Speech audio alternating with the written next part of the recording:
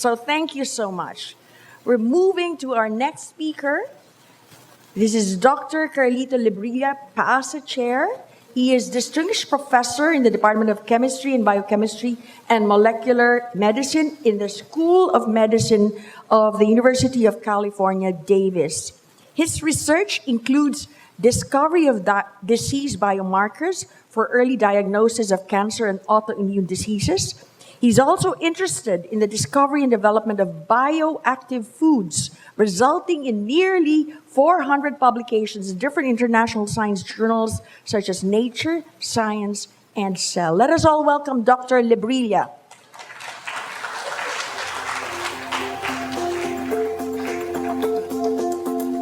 I want to thank you all for having us all here. I think this has been a great event, having PAASE be very much involved in the Philippine science, which it's always been, but I think this is a next step for us. I'm going to talk to you today about the perspective of the scientist in developing ideas and what it takes to do something that can move science from a very personal level. So I start off actually with a tragedy. And this is where many years ago, my mother died of ovarian cancer. And what I was doing in my research was really fundamental at the time. And I thought, well, if what I'm doing is actually somewhat related to cancer, why not come up with a marker for cancer? And the cancer was ovarian cancer. And ovarian cancer, when it's caught pretty late, usually in stage 4. And that's where they caught it with her. And so what I did was, after actually a meeting here, a PAASE meeting, I came back, talking to Giselle, who's very inspirational. I came back and changed my lab, and I said, hey, let's look at cancer. And let's see if we could come up with a marker for the disease. And that's exactly what happened. And what we did was, we found it. We actually found that there are components in the blood, primarily glycans and proteins, that would actually change with cancer. And so we've looked at, this is an example of prostate cancer, but we've looked at ovarian cancer, we've looked at gastric, colon, and all the other cancers. And we did find markers for it, and we thought, why don't we start a business, right? And so why don't we translate what we learned and see if we can create a marker for cancer that will benefit everyone. And so we were very naive, but as scientists, we always do things naively, right? We don't care what we don't know, we'll just do it, right? And so that's what we did. And of course, it failed spectacularly. So we filed the patent on the biomarker in about 2006. We incorporated in Delaware for tax reasons. That's what everybody does in the United States. We seeded it, so we all put in, there were like 3 or 4 founders, and we all put in about $40,000 each, right? For a young professor, that was quite a lot. But, you know, you believe in something. Now what I've learned is, don't put in your own money.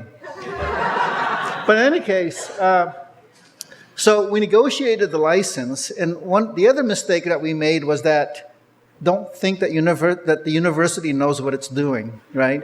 Because what the university did was they took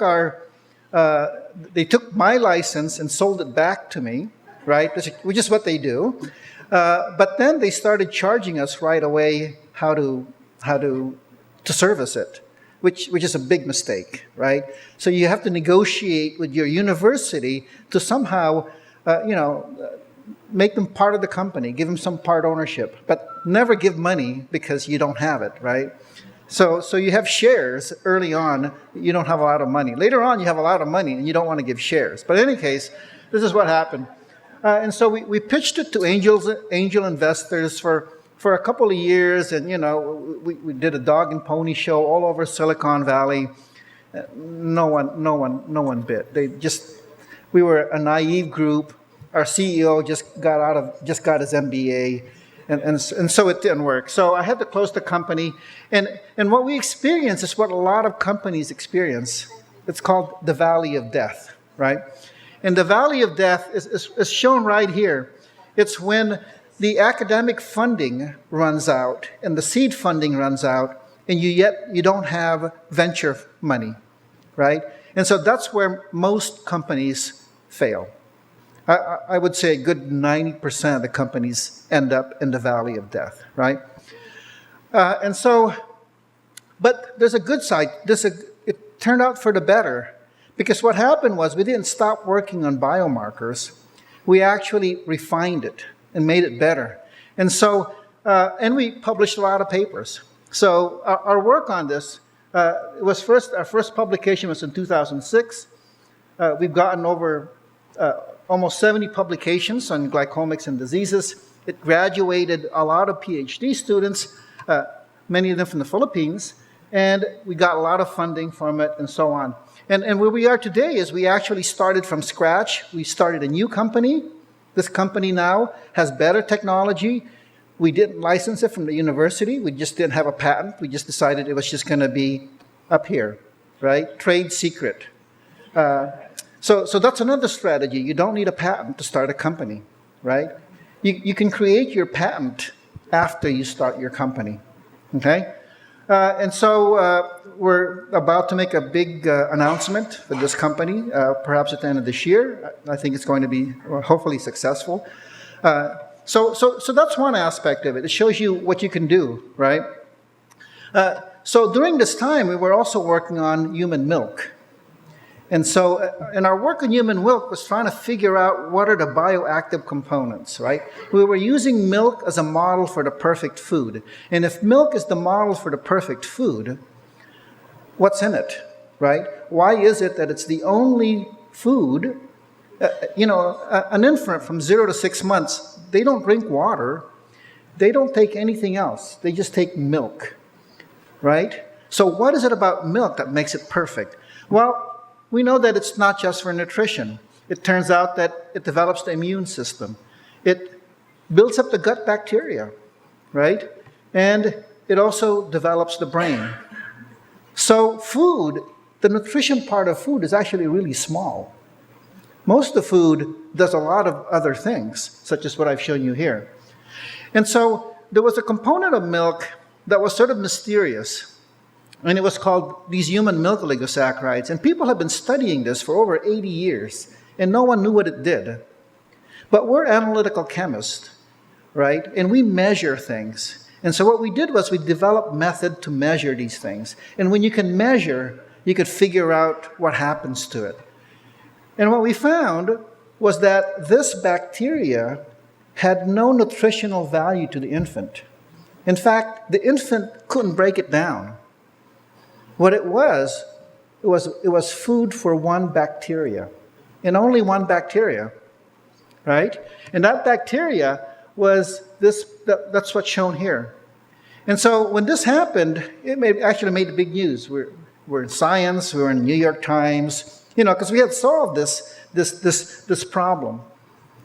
The problem with this bacteria was, in the United States, it was found in only 15% of the infants. This bacteria was like the water buffalo, it was like an endangered species. It was disappearing. Antibiotic use, formula feeding, C-section had made this bacteria disappear pretty much in Ireland, we don't know yet in the Philippines. In fact, we're doing a study on that. But in Ireland, it was lost in Italy, it's lost in China. So it's being lost all over the world. And so today, most infants actually have the wrong bacteria. They have what's called a dysbiotic gut. And so now, pediatricians will tell their patients and their mother, they'll say an infant should poop 5 to 10 times a day. That's wrong. They poop 5 to 10 times a day because the bacteria is gone, it doesn't eat milk, and most of the milk actually goes down. And what does that do? Well, one common thing is that it gives diaper rash. So if your infant has a lot of diaper rash, like mine did, it's because they didn't have the right microbiota. And so what we did was we started another company, And this company was to sell back the bacteria that had disappeared, right? Isn't it great? Selling bacteria. We're selling poop, right? And people are paying for it. And so we founded a company called Evolve. This company, we did a Series A round of $9 million, so we didn't put in any of our own money. We did a Series B round of $20 million, and just 2 months ago, we did a Series C of about $50 million. So this company has already gotten about almost $100 million in funding. We started selling the product last year. You can buy it now in the major hospitals in the United States. And we also have a second product. You can see it there. You can go on the website and you can actually buy it. It's the first clinically proven probiotic for infants, right? This is hard to see. But if you go on the website, you could see actually what mothers are saying. So what we told mothers is that this is the bacteria that was traditionally in your infant, but is no longer there. What the mothers are telling us is that, oh, my son's eczema went away. Oh, they don't have colic anymore. Did you know colic is only in developed countries? Colic is in the United States, right? So if you have a child in the United States, they won't sleep, they're crying. People like at 4 in the morning, they drive them around the neighborhood to shake them up, right? To get them to sleep. You put them on top of the dryer, right? Shake them up, turn on the dryer. In India, there's no colic. In Bangladesh, there's no colic, right? And so what it seems to do is you get rid of diaper rash, you get rid of intestinal pain, you get rid of intestinal gas, eczema seems to be going away, the colic is going away, intestinal reflux is all going away. But the big deal is that we now have clinical trials that are showing type 1 diabetes may go away. Because this bacteria trains the immune system. And if the immune system doesn't see this bacteria until later in life, it overreacts and it attacks itself, right? So things like autism may go away. Things like stunting in developed countries, which the Gates Foundation and the World Health Organization is trying to get rid of. It turns out that perhaps in developed countries, it's the kids who don't have this bacteria who are actually stunted. So how did we get here? We got here because we measured. We had good analytical techniques. We had collaborators in food science. We had collaborators who were microbiologists. Sort of essentially, you could find microbiologists anywhere, right? I mean, you throw a rock in this audience, I'm sure you'll hit a microbiologist, right? Just kidding. We always have microbiology jokes. But anyway, so imagine all these things going away. So what did milk teach us? Milk taught us that there's a carbohydrate that feeds bacteria. And the carbohydrate-bacteria connection is very intimate, right? Well, except for glucose, amylose, we can't really break down most of the food that we eat. And if you look at our diet, it's about the same as human milk. It's about 80% carbohydrates, right? And you think, oh, carbohydrate is just rice. But no. Vegetables is all carbohydrates. Almonds, nuts, right? Those are all carbohydrates. And so what I'd like to see is agricultural 3.0, in the sense that we stop looking at food just for nutrients. We look at it as actually something active, right? So the microbe-directed foods is one area I think that could definitely come here in the Philippines. They estimate that the microbiome could be $1 trillion a year business. It's just starting. The great thing about this research is that we're all doing it poorly. No one's ahead. It's not like integrated circuit where some countries are clearly ahead. This is just starting, and I think it's a good area to do. People are trying to personalize nutrition. They're putting glucose sensors in your watch, right? So that if you eat a lot of rice, they'll see your glucose levels spike. You're going to have citizen scientists looking at what different foods they're eating and how it's affecting them. And you're going to have all this data. That's all going to come together, right? And people are really thinking that way. But again, it's just the beginning. No one yet knows how to do it. And so the advantage in the Philippines to me is that there's a deep talent pool here that's really untapped. And we all realize that. The large biodiversity. I'm going to show you that some of the local foods here have very unique structures, right? You know, when I first heard of coconut water, I thought, oh, it must be two Filipino guys who came up with that. No, it wasn't. But why not? Why didn't we come up with that? Right? So I think what we need to get there is measurements. I think we have to put things in infrastructure, but I think a scientist and where the field is going, you need good analytical skills, right? And we have to have that here. As usual, we need a partnership between academia and business, but the two have to understand each other, right? And I think here in the Philippines, you need more incentive for faculty to actually do things like this. So in the US, in the University of California, each university is different, but in the University of California, if you have a patent, you have 50% of the royalty, right? I mean, I think it's decreased now to 35%, but it's still a big thing. So that has to go back. I think faculty has to be given release to pursue things like this. And so I think that whole thing has to be thought of. However, we do have a great tradition in bioactive foods. And let me show you something where we've been going. We're trying to map out what is food. We're trying to define what food is. And you think, oh, we should have done this 50 years ago, 100 years ago. No, we didn't have the analytical tools, right? So if I told you we don't know the structure of most, if you're eating a squash, 80% of that you don't know, right? And why not? We should know it. And so what we've been doing, and I think this is transportable anywhere, is to create what we call our food encyclopedia. And essentially what we want to do is tell you the structures of the carbohydrate of each food, because we know it's really important, and we know there's a matching bacteria for each food.